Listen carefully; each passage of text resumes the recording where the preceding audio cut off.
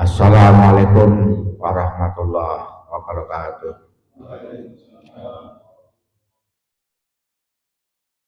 A'udzu billahi minasyaitonir rajim. Bismillahirrahmanirrahim. Alhamdulillahilladzi anzala sakinata fi qulubil mu'minin liyazdadu imanan ma'a imanihim. Asyhadu an la ilaha illallah wahdahu la syarika lahu wa haqqul mubin.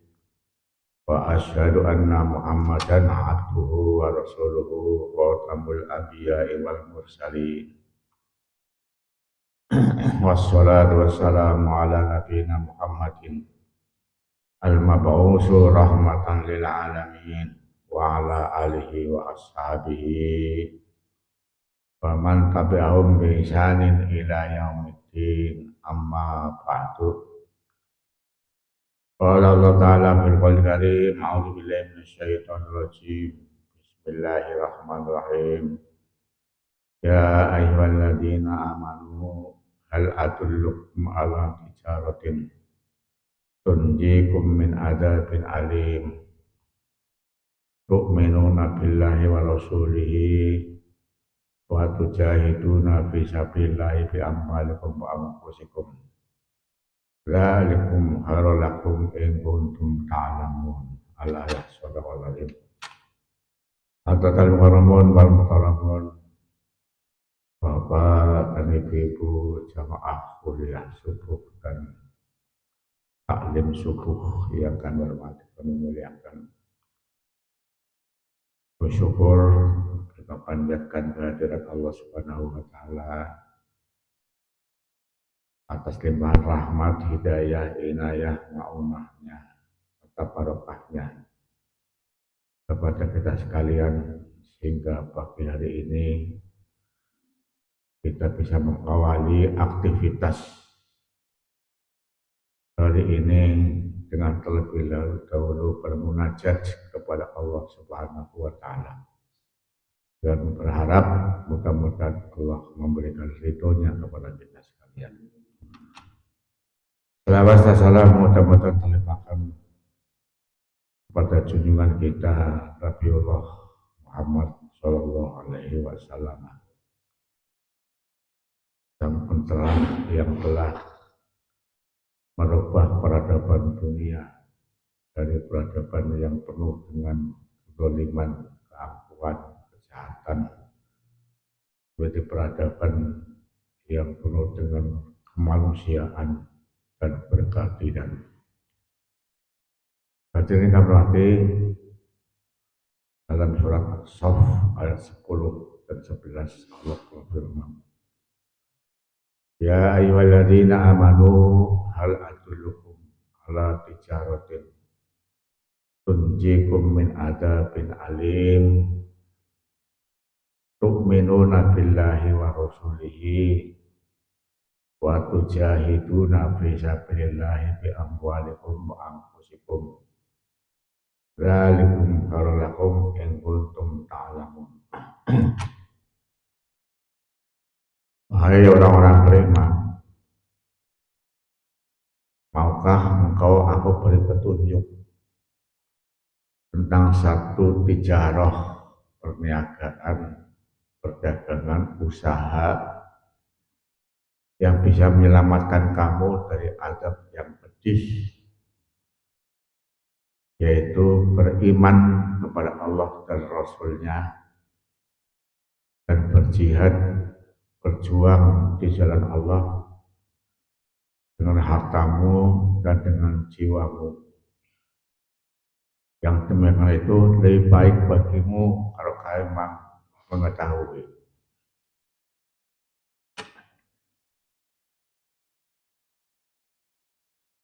Tijarah, perniagaan atau perdagangan, ini maksudnya adalah amaliyah kita di dunia ini sebetulnya dalam rangka kita berdagang kepada siapa? Kepada Allah. Setiap kali berdagang itu pasti ada jual beli. kita menjual amaliyah kita dan Allah yang akan membayar.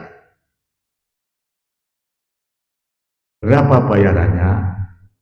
Tergantung satu kualitas dan kuantitas amal kita. Mungkin amal kita kualitasnya banyak, tapi kuantitasnya kecil. Ada satu kisah orang Persia yang baru saja masuk Islam, tetapi ibadahnya, kualitas ibadahnya luar biasa. Dari segala aktivitas ibadah itu, dia di atas rata-rata dibandingkan orang lain. Tapi bagaimanapun orang yang baru masuk Islam, ketika sholat, ini bacaan sholatnya tidak bagus. Sebab harus kita sadari bahwa orang yang belajar bacaan-bacaan sholat yang dengan menggunakan bahasa Arab, lidahnya lidah bukan Arab, ini mesti fasohahnya, kepasihannya sangat beda. Dengan memang dari kecil kita sudah biasa mengucapkan huruf-huruf hijaiyah. Orang mengucapkan kata-kata Allah saja itu belum tentu fasih. Bisa Allah, bisa Allah. Tapi suruh mengucapkan Allah, susah. Kenapa? Tidak terbiasa sejak kecil. Orang ini suatu saat di masjid sholat isya sendirian dengan bacaannya keras. Kembali karena bukan dari awal dia muslim, dari kecil, sehingga bacaannya tidak bagus. Datanglah seorang ulama, Hasan al-Basri. Hasan al-Basri makmumnya masbuk. Tapi ketika mendengar bacaannya menslat mendakaruan, Hasan al-Basri tidak jadi ikut makmum, tapi sholat sendirian. Ketika Hasan al-Basri tidur, dia bermimpi. Ada yang mengatakan bahwa orang yang tadi sholat itu, sholatnya diterima langsung ke langit yang ketujuh. Sementara Hasan al-Basri, langit yang pertama saja belum tentu. Pertanyaannya, kenapa? Hasan al-Basri kan ulama besar, betul. Tapi pada saat dia akan sholat, muncul dalam hatinya satu kesombongan. Saya saja bacaannya bagus, kok malah dia yang mau menjadi imam saya. Dari tidak makmum pada dia. Artinya apa? Kualitasnya beda. Yang tadi orang Persia itu, meskipun bacaannya kurang bagus, karena memang dimaklumi dari awal dia tidak biasa mengucapkan kalimat-kalimat itu, bacaan sholat itu, sehingga ketika sholat bacaannya tidak bagus, tapi hatinya kualitasnya itu lebih tinggi daripada Hasan al-Basri yang di dalamnya ada kesombongan. Ini pengertiannya bahwa iman itu juga ada kualitas dan kualitas. Dan kita berdagang kepada Allah, menjual amal kita, Allah membelinya dengan ujroh. Ujroh itu upah atau bayaran, dilihat sesuai dari sisi kualitas dan kuantitas amalnya. Nah, yang kita perjuangkan apa? Satu iman pada Allah dan Rasulnya. Yang kedua, ini yang akan saya sampaikan lebih lama, adalah tujahiduna fi sabilillah bi amwalikum wa anfusikum. Berjihad di jalan Allah dengan hartamu dan juga dengan jiwamu. Jihad itu artinya berjuang. Perjuangan itu adalah tidak hanya melawan yang dari luar, tapi paling tidak kita melawan hawa nafsu kita. Ini yang paling susah, Pak. Melawan hawa nafsu. Bisa tidak kita melawan hawa nafsu itu? Karena musuh yang paling nyata, paling besar, paling berat dilawan adalah hawa nafsunya sendiri. Bagaimana ketika Nabi dengan para sahabat pulang Badar, Nabi mengatakan, "Roja'na min jihadil asghar ila jihadil akbar." Kami itu baru pulang dari jihad yang kecil dan akan melawan bekerja untuk jihad yang lebih besar. Sahabat bertanya, "Wa ma jihadul akbar ya Rasulullah?" Perang Badar aja dirasakan begitu sangat berat. Rasulullah mengatakan, kok ini jihad kecil. Jihad yang besar apa? Rasulullah, yakni jihadun nafs, jihad melawan hawa nafsunya sendiri. Contoh sederhana, real. Contoh sederhana, real ya.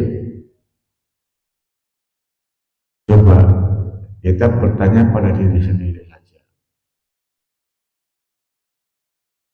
Nabi mengatakan dalam satu hadis, wa'ad bi'is syai'atal hasanata tabuha. Ikutilah perbuatan tidak baik dengan kebaikan supaya mengimbangi bobot antara dosa dan pahalanya, diimbangi. Misalnya demikian sekalian. Mohon maaf, semuanya aja. Orang merokok.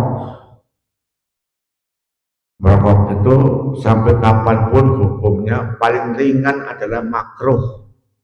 Jadi yang mengatakan rokok itu halal, tidak ada. Jangankan kan kita. Pembuat rokok pun tidak mau merokok. Minimalnya hukumnya makruh. Kemudian karena hanya makruh kan berarti kan tidak berdosa. Tapi kalau meninggalkan dia dapat pahala. Dia merokok satu hari satu bungkus. Satu hari satu bungkus, kita ambil tengah-tengah harganya satu bungkus 20.000. Orang mengeluarkan untuk beli rokok satu hari 20.000, dikeluarkan dengan tangan dengan sangat ikhlas. Dia jadakan tidak ada harus ada, diperjuangkan tidak ada harus ada. Ini orang merokok. Bagaimanapun harus ada rokok. Mau tidak mau ada, tidak ada harus ada 20.000 untuk beli rokok. Dan ketika mengeluarkan sangat ikhlas sekali. Tidak ada orang yang menyesalnya. Tadi saya beli rokok. Tidak ada, ikhlas. Kemudian coba imbangi. Mengeluarkan uang 20.000 rokok. Sekarang juga menyiapkan uang 20.000 untuk infak, dimasukkan dalam kaleng masjid. Ini kira-kira berat mana? Berat mengeluarkan uang untuk beli rokok atau berat mengeluarkan uang untuk infak di masjid yang nilainya sama 20.000? Berat mana kira-kira? Ikhlas mana? Oh, ternyata bagaimanapun harus kita akui, untuk mengeluarkan uang 20.000 untuk infak itu berat artinya. Ini perlawanan jiwa yang luar biasa. Itulah jihad. Dalam hal harta saja sudah begitu. Padahal banyak ajaran-ajaran surah, ajaran Al-Quran dan Sunnah, ajaran Allah itu perintah kita untuk mengeluarkan sebagian hartanya. Wa fi amwalihim haqqun lisaili wal mas'ulin. Di dalam hartamu itu ada hak orang minta dan orang yang tidak minta. Hanya tidak minta ya dengan sukarela kita mengeluarkan hartanya untuk program-program tertentu, program keumatan, program kepentingan bersama. Punya tanah sekian hektar, dirasakan, dipikir tanah ini sudah tidak begitu saya butuhkan sebetulnya. Untuk apa lagi? Untuk biaya hidup sudah sangat cukup. Anak-anak sudah mapan semua. Saya masih punya tanah juga produktif tanah ini. Usia saya sudah di atas ambang batas. Di atas ambang saya di atas 50 sudahlah. Apalagi sudah sampai 70 lebih. Ya sudahlah saya wakafkan. Dengan begitu tulusnya dia mewakafkan tanah misalnya. Dan tulusnya begitu dia mewakafkan tanahnya karena dirasa ada satu lembaga, organisasi ataupun yayasan apa yang sangat membutuhkan ini. Ya ikrar untuk diwakafkan. Tapi itu juga jihad. Sekarang tanah 1 hektar misalnya sudah berapa miliar harganya. Ya ikhlas karena apa? Hasanah saya, simpanan saya itu masih banyak. Dan itu hanya sebagian dari yang saya miliki. Ini butuh perjuangan. Untuk infak itu butuh perjuangan. Itulah yang namanya jihad bi amwalikum. Jihad dengan hartamu. Karena memang sungguh berat kita mengeluarkan harta yang sudah kita perjuangkan. Saya sering mengamati rumah-rumah yang saya yakin dulu orang ini ketika membangun rumah perjuangannya luar biasa. Menabung, prihatin, membangun rumah, entah besar atau kecil lah. Ya. Tapi setelah orangnya tidak ada, anaknya sudah tidak mau menempati, rumah itu rusak. Ambruk akhirnya. Saya pikir kenapa tidak dia berpikir ini diwakafkan saja. Kan kemudian kan berarti ada manfaat jariahnya, ada pahala jariahnya bagi yang duduk membangun rumah ini. Kok anak-anaknya tidak berpikir ke situ? Orang burung dibaikkan dengan anak-anaknya, anaknya malah rebutan, mintanya yang paling besar mana, yang paling. Jadi anaknya juga rebutan rumah itu, karena rebutan itu, rebutan untuk mendapatkan bagian yang lebih besar, akhirnya malah justru terbengkalai. Kasihan yang dulu membangun orang tuanya. Pokoknya daripada rebutan, kemudian kasus besar malah hilang dan keluar, wakafkan saja. Ini jihad bi amwalikum. Sebab ternyata ada Pak. Maka berarti 3 itu berebut harta pusaka orang tua. Tidak ada kesepakatan, hanya masuk ke ranah pengadilan. Karena pengadilan lama-lama rumah itu atau uang itu habis untuk biaya persidangan. Kalau apa habis, kalau masuk persidangan sidang, masing-masing bawa pembela, masing-masing bawa pemasaran, ada jaksa, ada pengadilan. Jaksa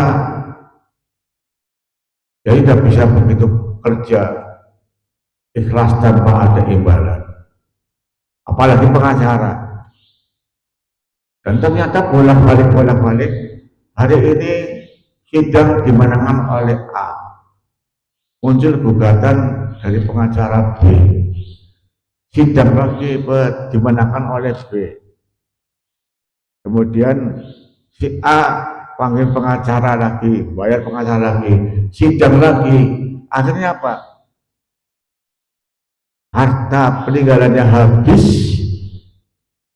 masing-masing anak tidak dapat bagian apa-apa karena uangnya sudah habis untuk biaya pengadilan, biaya persidangan.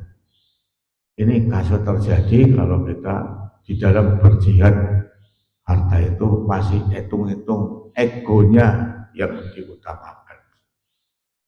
Padahal kalau kita pikir harta dari siapa sih? Semuanya dari Allah dan akan kembali kepada Allah. Ini yang pertama, jihad dengan harta. Yang kedua, jihadun nafs dengan jiwa. Jiwa itu kemudian ada jasmani, rohani, kemudian muswatul fikri, dengan perbuatan amal, perbuatan fisik kita, dengan hati nurani kita, juga dengan fikir kita. Itu perlu jihad, Pak. Satu, jihad dengan fikir dulu lah. Takmir masjid, berpikir keras bagaimana masjid ini menjadi masjid makmur, jamaahnya juga makmur. Tidak hanya makmur masjidnya, tapi jamaahnya juga makmur. Untuk berpikir agar jamaahnya makmur, jamaah merasa kerasan di dalam masjid ini, beribadah di masjid ini, maka kemudian takmir berpikir, apa yang harus saya siapkan supaya jamaahku senang. Oh, ternyata kalau Jumat itu dalam masjid ini panas, semuanya merasa panasan. Takmir berpikir, oh kalau begitu kita harus diberi pendingin atau penyejuk udara. Ini jihad berpikir. Yang baik itu orang setelah sholat Jumat tidak langsung pulang dulu, tinggal sebentar di masjid untuk sekedar berdiskusi, berbicara yang tidak formal. Mohon maaf, kadang-kadang penemuan ide itu pada saat kita berbicara dengan tidak formal, Pak. Tapi kalau sudah dengan formal, rapat resmi, malah perdebatan, akhirnya apa? Putusannya kabur. Tapi kalau ide-ide muncul dari pembicaraan yang bisnis gambling, pembicaraan tidak normal, tidak formal, Pak, biasa. Muncul ide, masjid dikasih AC Ada yang ngomong lagi, masjid dikasih AC. Ada yang sekarang pos polisi di pinggir jalan ada AC-nya. Padahal tidak selalu ditepati. Pos gambling saja mintanya diberi AC. Masa masjid enggak. Ide dari diskusi yang tidak formal. Tapi kalau diskusi yang formal, muncul kemudian perdebatan. Macam-macam alasan. Ada mengatakan kalau AC supaya tidak dingin berarti masih diberi karpet. Dibantah lagi, jangan Pak, masih jangan diberi karpet. Karena masih ada karpet, tidak ada karpet, masing-masing ada kelemahannya. Kalau masih diberi karpet, memang enak, empuk, karpetnya tebal, empuk, untuk duduk enak, tidak dingin, tidak masuk angin. Tapi pendapat lain juga, bagaimanapun kalau masih ada karpet, kurang higienis. Yang higienis ya tidak pakai karpet, karena kalau karpet ada debu, ada bekas, macam-macam lah. Tidak higienis, Pak. Karpet itu tidak higienis sebenarnya. Perdebatan muncul, akhirnya apa? Ya jadi apa-apa. Ini kalau ide, pendapat muncul dari hasil rapat atau diskusi formal itu malah lebih banyak gagalnya. Semua jihadul fikri itu namanya. Jihad dengan pemikiran. Perkembangan zaman sudah saatnya masjid ini supaya jamaahnya makmur, disiapkan juga di luar supaya orang habis Jumatan tidak langsung pulang, orang habis sholat jamaah tidak langsung pulang, ngobrol dulu, tapi ngobrol yang terstruktur yang baik, siapkan minuman hangat dan minuman dingin misalnya begitu. Ini jihadul fikri, Pak. Salah satu contoh jihadul fikri bagaimana manajemen takmir masjid. Kemudian yang kedua, jihadul nafas hati nurani, rohaniyah. Barangkali semuanya kita merasakan bagaimana beratnya kita keluar dari rumah subuh-subuh menuju jalan kaki ke masjid. Jadi kalau yang sekarang masuk di sini, berarti sudah jihadnya menang melawan hawa nafsu itu. Kalau tidak, lebih banyak malas. Tidur enak-enak, bangun, harus bersuci dulu. Lebih banyak malas, Pak. Kemudian jalan kaki ke masjid. Walaupun untuk sekarang itu sebenarnya tidak ada alasan susah jalan kaki masjid. Karena apa? Jalan menuju masjid sudah keras semua, tidak ada yang becek, kan begitu ya.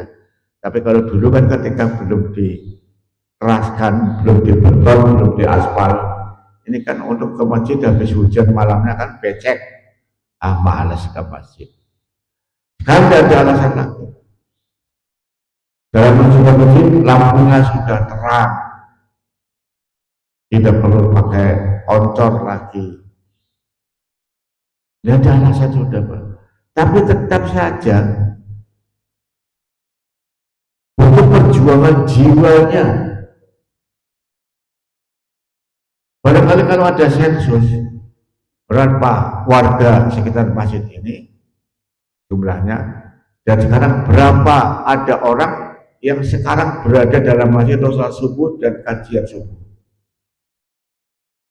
Berapa persen kira-kira antara jumlah yang masuk dalam daftar jamaah haji, dalam jamaah masjid dengan yang sekarang berkenan hadir untuk sholat subuh minimal berapa orang? Berapa persen jumlahnya? Ini butuh jihad, Pak. Jihad nafas, jiwa rohani, berat.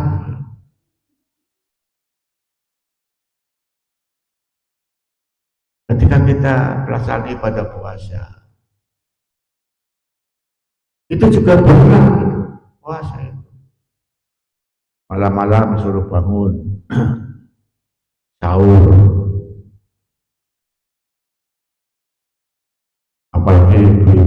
kalau puasa. Sebelum bapaknya dibangunkan untuk sahur, ibunya sudah usrek menyiapkan untuk makan sahur.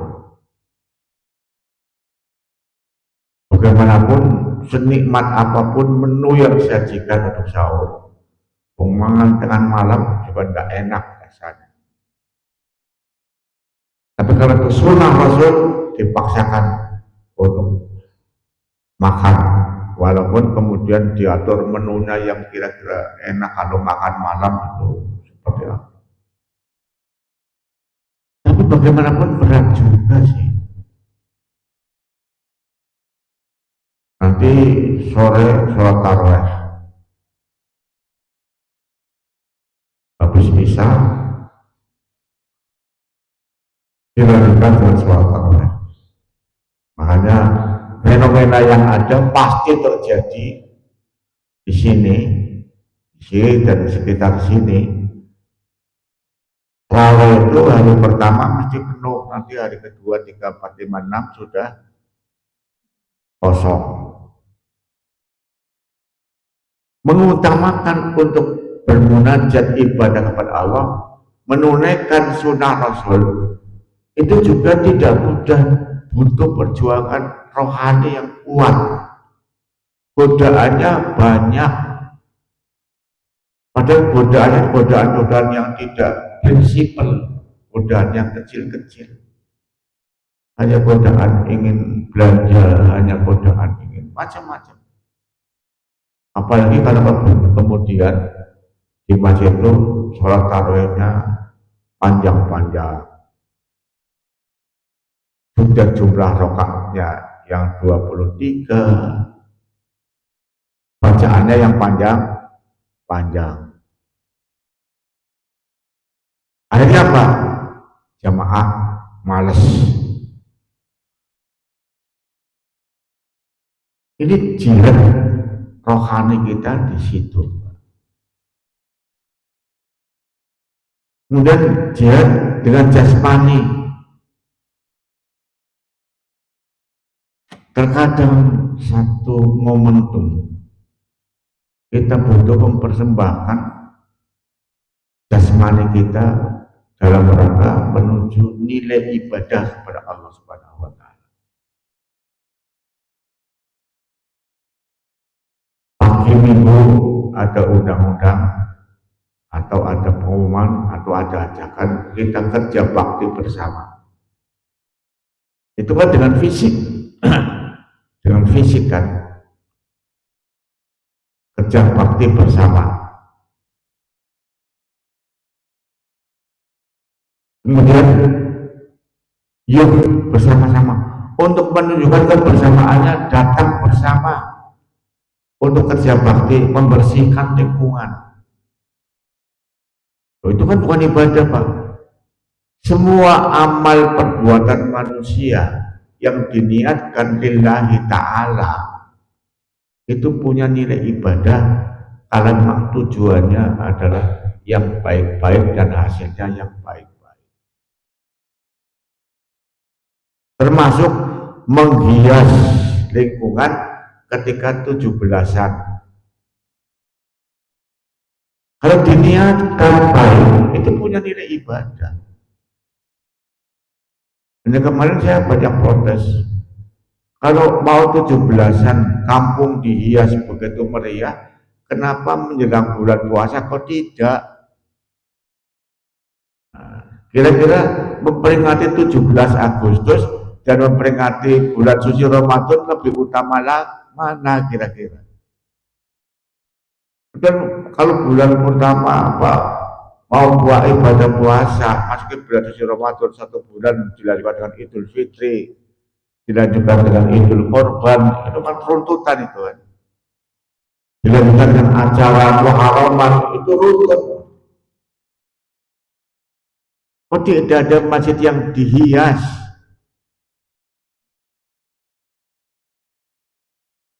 Sementara kalau hanya 17-an memperingati peringatan hari nasional yang hanya 1 hari Yang sakralnya kan hanya 2 hari, 17 kan. Oh dihias, lampu semua pasangin lampu yang bagus, dibersihkan, pagar yang sudah lusut dicat. Tapi kenapa menjelang puasa tidak? Ini jihad jasmani kita di sini. Kerja bakti memodalkan masjid menjelang ibadah puasa Ramadan. Orang mau sholat, bersyukur sekali kalau badan kita sehat walafiat, kemudian mau melaksanakan sholat berjamaah dengan bagus, itu bersyukur Pak. Terkadang untuk sholat berdiri tegak saja badan ini sudah mulai berkurang, rokok tidak bisa sempurna. Nah, rokok kan yang sempurna kan 90 derajat, kemudian tangannya itu pegang ke lutut, artinya untuk siku kan jaga kan.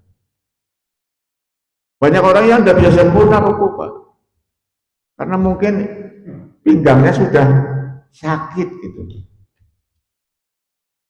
Ada orang yang sujudnya tidak bisa lama-lama, kenapa? Migrain. Begitu keluar langsung kliang. Kemudian dari sujud bangun mau berdiri lagi, berdirinya susah juga. Nah, syukur kalau kita bisa bergerak sempurna itu sudah. Berdiri bisa sempurna, rokok bisa sempurna, sujud sempurna, bangun dari sujud berdiri lagi masih bisa sempurna. Alhamdulillah, jasmani kita masih sehat. Baca Quran, mata saya masih sehat. Kita baca Quran, walaupun terpaksa harus disambung. Masa salat ada sebuah masjid, Pak. Itu di situ disediakan kacamata min dan plus. Yang kacamata yang min juga ada yang murah kan, yang penting bisa baca. Yang plus yang banyak itu berbagai ukuran, setengah, 3/4, 1/1/4, 1/2, 1/3/4, 2 plusnya itu kan ya, disediakan masing-masing 2 set misalnya, sehingga orang datang mau baca Quran lupa 2 kacamata, oh tinggal ambil di situ, pinjam, kemudian bisa untuk baca Quran. Syukur kalau kita ternyata bisa membaca ayat Quran dengan pakai melihat tanpa sambungan mata, ataupun dengan sambungan mata yang sudah harus dibantu dengan kacamata, dibaca bagus. Itu jasmani, perjuangan dengan jasmani seperti itu. Dan itulah jadi jihad dengan jasmani, dengan rohani, dengan harta. Kalau kita padukan semua, kata Allah, tunjikum min adzabin alim. Kamu akan diselamatkan dari adab yang sedih, yang sangat pedih di akhirat kelak. Cuma kadang-kadang orang sekarang ditakut-takut dengan neraka, dengan siksa kubur itu tidak begitu gugup, diiming-imingi dengan surga, dengan nikmatnya kubur juga tidak begitu gugup. Tapi kalau masjid ada door prize, barangkali ya sebenarnya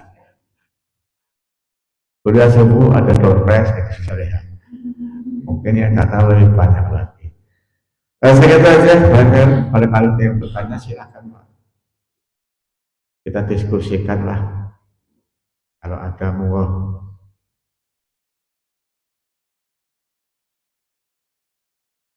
dari ibu-ibu, monggo Bu. Monggo Pak. Waalaikumsalam.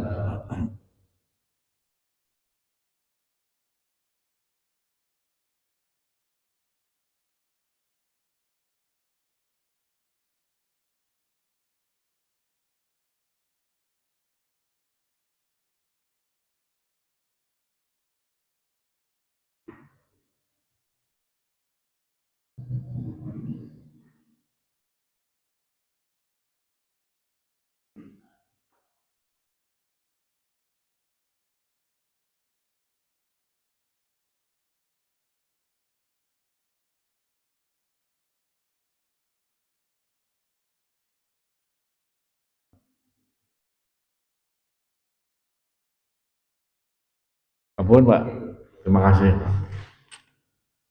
Pengertian sholat khusyuk itu bukanlah sholat yang melupakan segala sesuatu.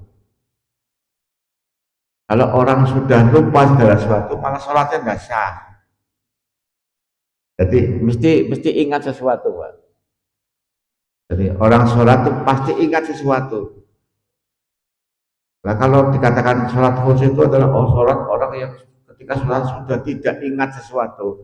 Kalau sudah tidak ingat sesuatu berarti sudah sholatnya tidak sah. Namanya sudah zawalul akal, akalnya sudah hilang.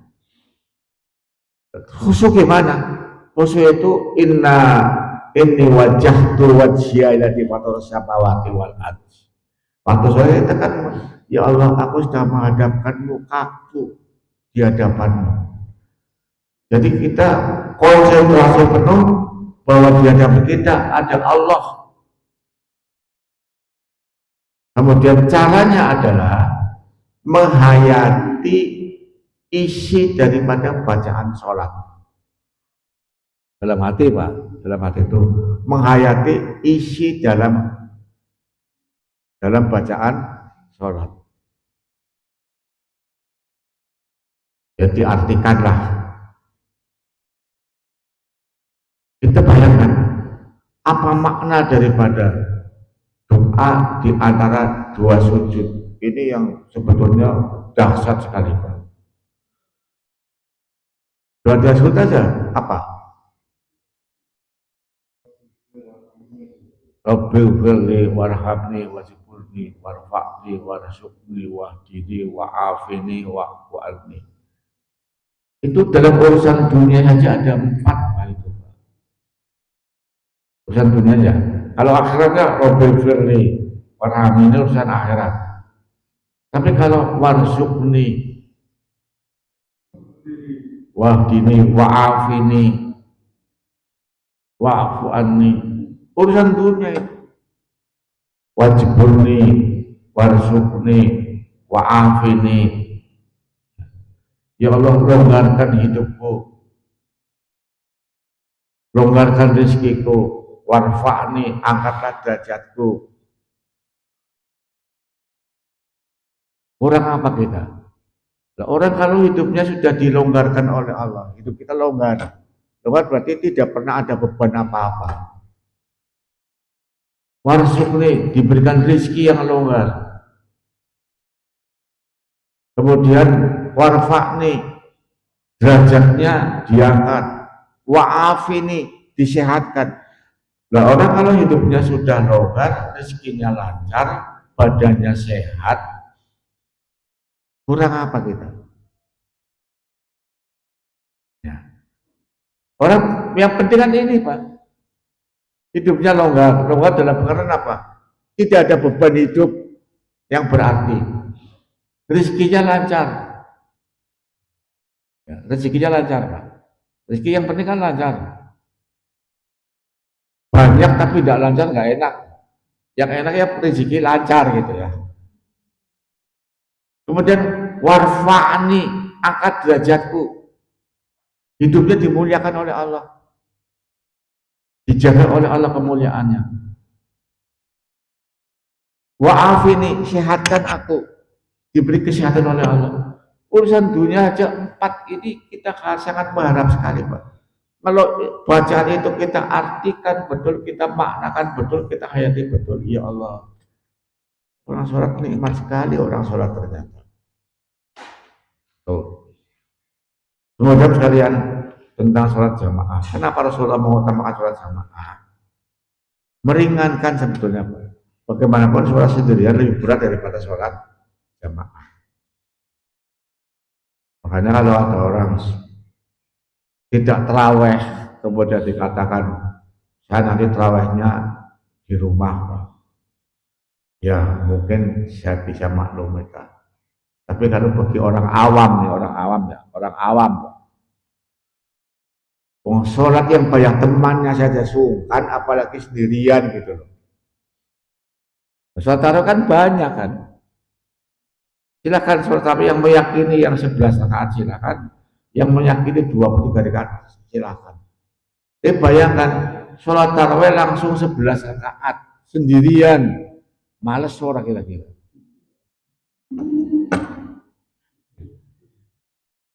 Ini kan makanya kan lebih baik jamaah. Sedikit menyimpang dari itu, ada pertanyaan begini Pak. Ada satu Rasulullah mengatakan, sebaik-baik sholatnya wanita itu adalah di rumahnya. Dan sebaik-baiknya orang wanita itu sholatnya di rumah dan di kamarnya.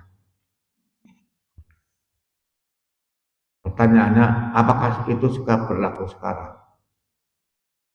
Semua Al-Quran, semua hadis Nabi itu berlaku universal, tidak sesaat.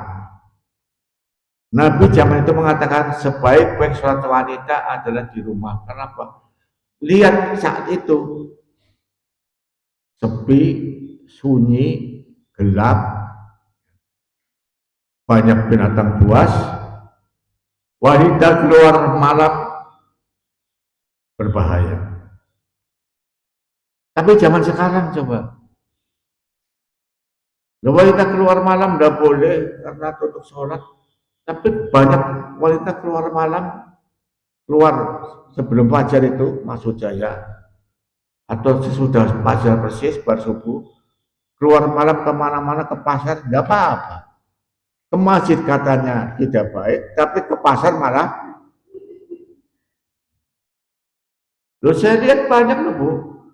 Hari Minggu itu, ketika hari Minggu itu di sekitar alun-alun, itu banyak orang sudah menyiapkan dagangan sebelum subuh. Wanita lagi, sendirian lagi, nggak takut. Makanya karena universal, kalau sekarang itu ya wanita keluar malam. Haji itu, haji umroh wanita syaratnya ada dengan muhrimnya. Sekarang sudah beralih hukum. Kalau orang banyak itu juga tidak usah pakai muhrimnya yang asli ya. Muhrim asli kan harus ada anak atau bapak atau suami gitu aja. Karena kalau wanita yang sudah hidup sendirian mau umroh, muhrimnya siapa? Ditanya muhrimnya siapa? Enggak ada, enggak boleh berangkat. Enggak ada yang berangkat. Kasihan. Makanya apa? Muhrimnya kebersamaan. Banyak teman. Ini perkembangan hukum seperti itu. Itu ya. Monggo yang lain masih ada? Apa cukup? Ada monggo Ibu.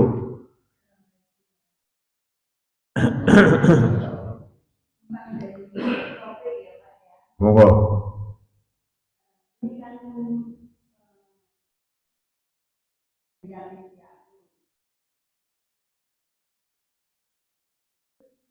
Untuk sampai menanggung anak ya aku berapa tahun atau kapan kita menanggung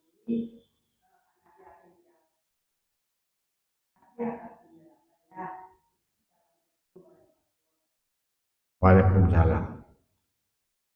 Muharram itu zaman Nabi tidak ada bulan Muharram. Adanya bulan Asyura. Bulan Muharram itu muncul setelah ada pembentukan kalender Hijriyah. Zaman Nabi nyebutnya bulan Asyura. Asyura itu artinya 10.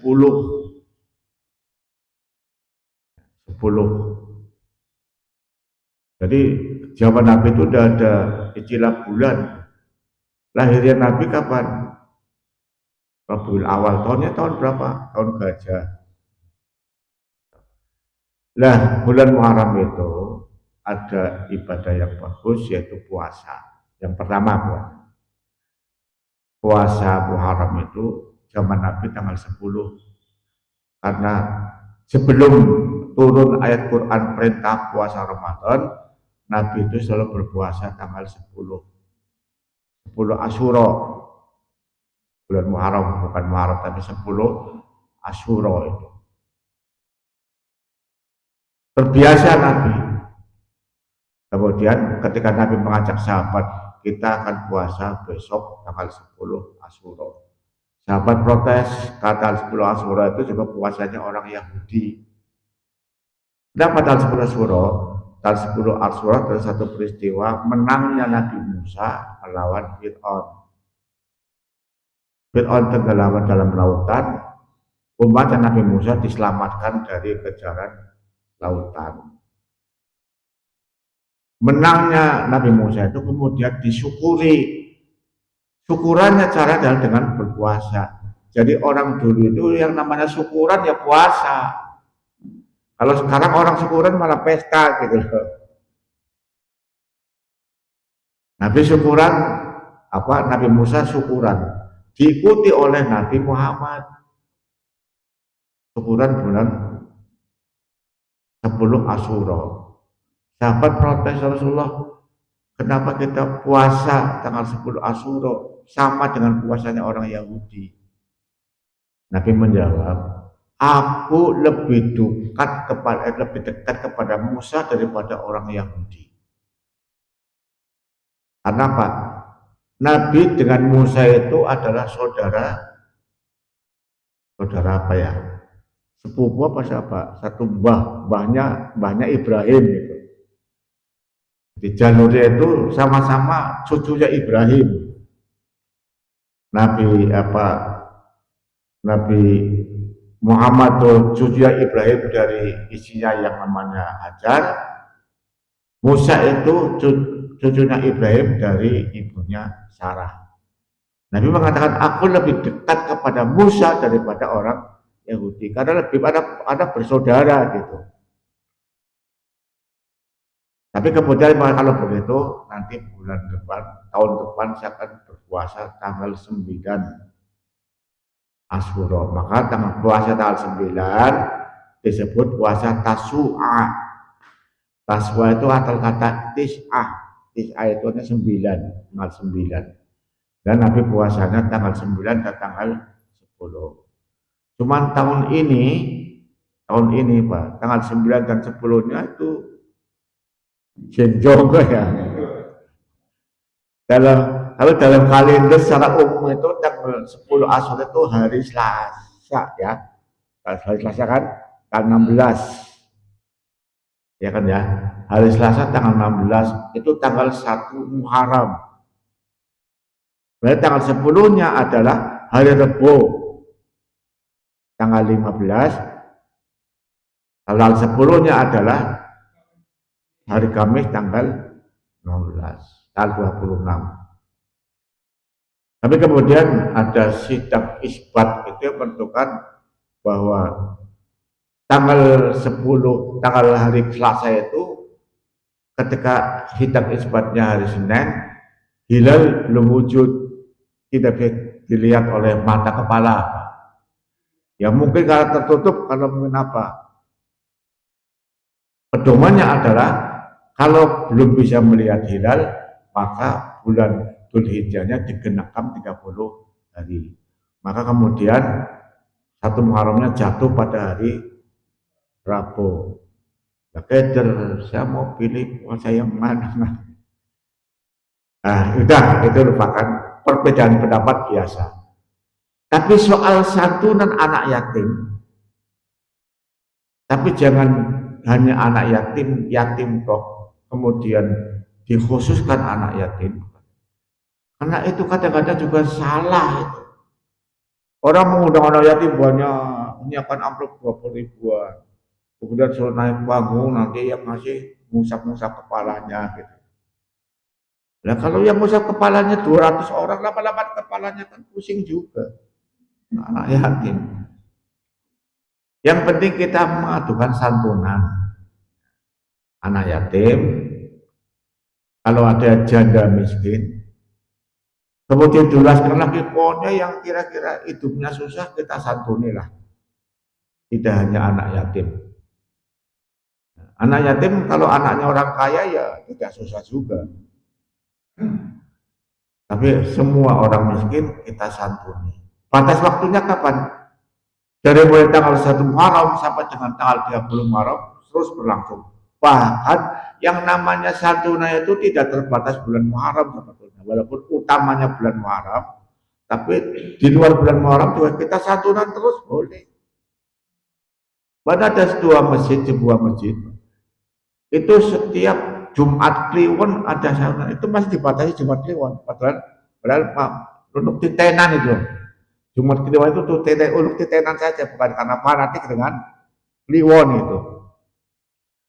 Tiap Jumat Kliwon itu masjid ada pengajian kuliah subuh seperti ini, Jumat Kliwon ada kuliah subuh, kemudian semua orang diundang, yang miskin-miskin itu diundang, yatim diundang, janda miskin diundang untuk mengikuti pengajian kuliah subuh. Bar itu kemudian dibagikan santunan berupa amplop isinya uang tak berapa lah, apa 100 apa berapa. Itu juga untuk mengundang orang, yuk jangan memandang akan dapat amplop dulu, ngaji dulu gitu loh. Maksudnya ngaji dulu. Tapi sayang yang diundang juga yang terdaftar gitu. RT berapa yang undang berapa orang. Nah, RT berapa yang undang berapa orang undang. Tapi yang bagus berarti mengundang orang untuk sholat subuh berjamaah, kemudian kuliah subuh, kemudian bar itu ada salat. Itu yang maksudnya berarti ada kuliah subuh, ada door prize-nya, itu banyak. Door prize-nya apa? Amplop itu. Tapi kalau bunda ada amplopnya ya tidak datang. Demikian kalian, mudah-mudahan ada manfaatnya. Subhanakallahu wa bihamdihi. Apa? Batas umur yang yatim itu ya wajib kalau batas umur yatim itu sampai dengan dewasa dan dia bisa mandiri, Pak. Bisa mandiri. Dulu kan ada cerita itu, zaman Nabi itu, zaman sahabat Nabi itu, ada seorang meninggalkan bapak ibunya meninggal, Pak. Kemudian dia punya satu harta pusaka onta perempuan. Ontanya perempuan, onta betina, Pak.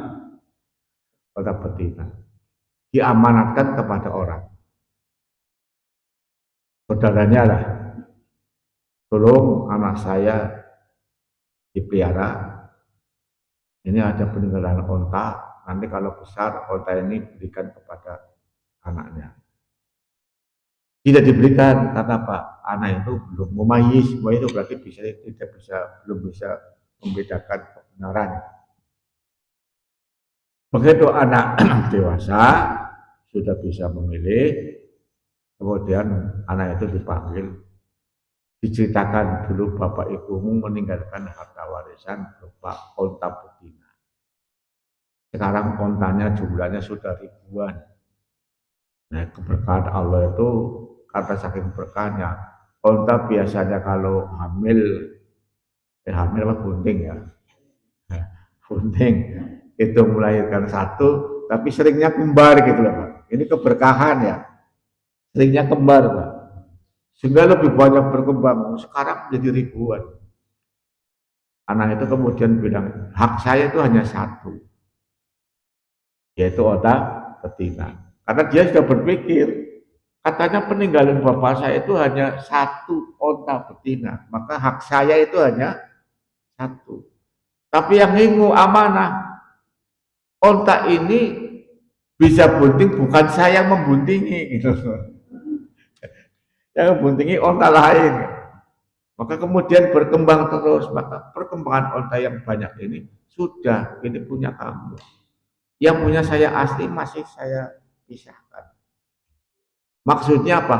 Oh, berarti yatim itu dikatakan sudah lepas dari yatim kalau sudah mumayyiz, bahwa itu bisa membedakan antara yang hak yang benar. Jadi sudah mulai bisa berpikir ini onta saya atau bukan, bisa mulai berpikir. Tapi kalau itu kan dulu ya Pak ya, kalau dulu kan menjaga amanat betul. Kalau orang sekarang kan kamu kan ontanya hanya betina, ini onta kamu, ini kan hasil kerja saya. Kalau sekarang kan begitu, kalau dulu enggak, amanah dapat. Sehingga anak yatim ya itu Pak. Tapi saya kadang-kadang masih berpikir, Apakah kalau yatim itu peninggalan orang tuanya itu banyak masih perlu disantuni? Anak yatim orang tuanya dua-duanya meninggal, yatim piatu lah. Tapi ternyata depositonya sekian miliar misalnya. Rumahnya ada sekian jumlahnya. Apakah itu juga perlu disantuni? Kan begitu Pak ya? Apa perlu? Tapi ingat, jiwa anak yatim dengan yang tidak yatim beda. Bisa saya pernah bilang begini, jangankan anak yatim, Pak. Orang tidak yatim pun kadang-kadang tidak diberikan orang tua saja itu jiwanya tergoda. Orang kaya, anaknya orang bapak ibunya masih hidup, kaya Pak. Dan dua-duanya adalah wanitanya wanita profesional lah, karir, bapaknya karir. Karena dua-duanya karir, sibuk kerja diserahkan kepada pembantu. Karena orang kaya, pembantunya untuk mengantarkan anaknya ke TK, ini dibawain mobil. Supaya anak tidak dan mobilnya mobil mewah juga. Karena tempat-tempat juga mobil mewah. Dan suatu ketika ada parenting. Parenting berarti apa ya? Istilahnya parent kan orang tua ya. Berarti pertemuan orang tua. Jiwa anak coba lihat. Begitu parenting selesai, keluar, masing-masing anak itu langsung papa, mama, gitu kan ya Pak ya. Nah anak ini kok papa mamanya mana pembantunya? Kira-kira gimana hatinya itu? Hati anak gimana? Ini orang kaya padahal. Tapi hatinya gimana? Yang lain langsung merangkul ibunya, langsung bapaknya karena papa, mama dirangkul. Dia tidak bisa karena bapak ibunya sibuk yang mengantarkan pembantunya. Masa dia mau meluk pembantunya sendiri? Oh ternyata jiwa anak sudah tergoncang. Berarti bapak saya, ibu saya tidak perhatian saya. Hati-hatinya begitu. Itu masih ada orang tuanya. Bagaimana kalau tidak ada orang tua? Jadi hati anak yatim itu sampai segitunya, maka Rasulullah sangat memperhatikan anak yatim.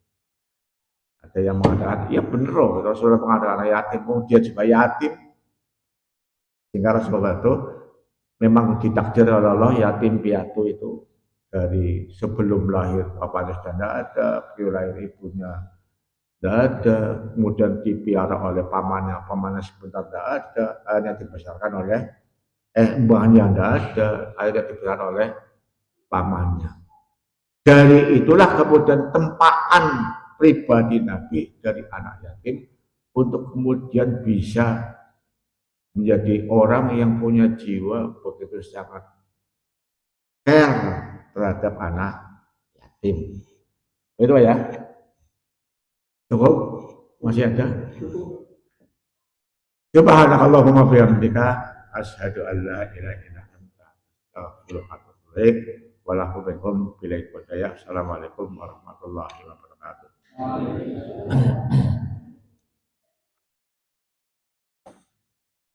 Pun monggo.